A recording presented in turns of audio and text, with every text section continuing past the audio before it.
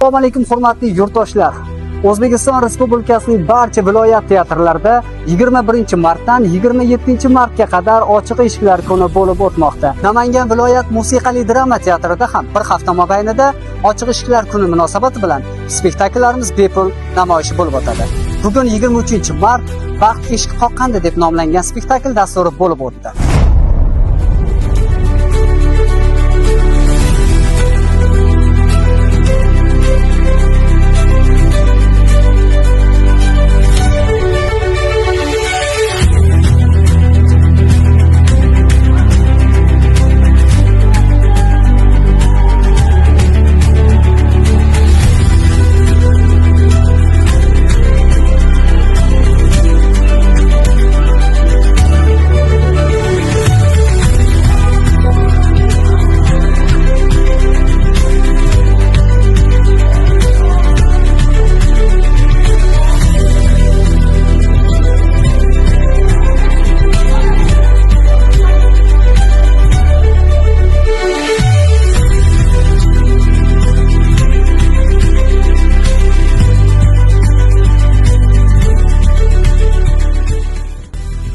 Assalomu alaykum.